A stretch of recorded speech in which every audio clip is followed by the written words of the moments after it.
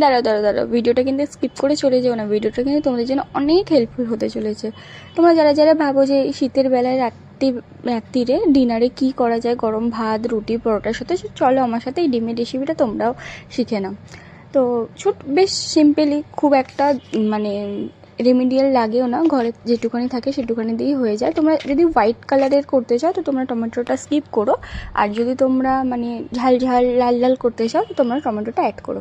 তো প্রথমে যতটা তোমরা ডিমের ঝাল বানানোর জন্য পেঁয়াজ, টমেটো, আদা রসুন নাও, সেম অতটাই নেবে, একটু পরিমাণ বেশি নেবে, কারণ এইটা যেহেতু পেস্ট হয়ে মানে ভাজার পর অল্প একটু হয়ে যায়, তো তার জন্য একটু বেশি পরিমাণ লাগে, মানে 4/1 তোমরা এক্সট্রা নিও। তো তারপরে যতটা পেঁয়াজ, রসুন, আদা রসুন লাগবে ততটা একটা সাদা তেলের মধ্যে তোমরা ভেজে নিও ভালো করে, লাল লাল করে, একদমই লাল লাল। তোমরা দেখলে আমিও ভালো করে ভেজে নিয়েছি।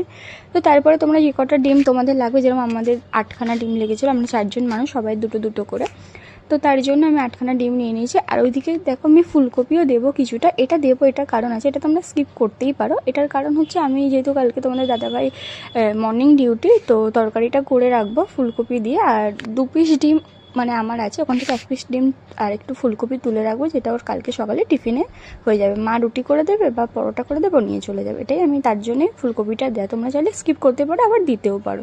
তো ডিমটাকে ভালো করে সেদ্ধ করে তারপর সাদা তেলের মধ্যে নুন হলুদে যেরকম ভেজে নিতে হয় এরকমভাবে তোমরা ভেজে নেবে লাল লাল করে।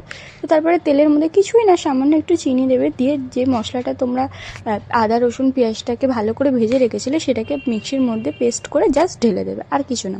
দিয়ে ভালো করে ওটাকে কষবে, আর তার সাথে দিতে হবে একটু দই। আর তোমরা চাইলে কাজু দিলে বেটার হয়, কাজু যদি না থাকে তো তোমরা চালমগর বা আতপ চাল ভিজিয়ে রেখেও দিতে পারো, বা সাদা তিল দিতে পারো, যে কোনো একটা কিছু দিয়ে দইয়ের মধ্যে দিয়ে ভালো করে পেস্ট করে ওটা দিয়ে দেবে।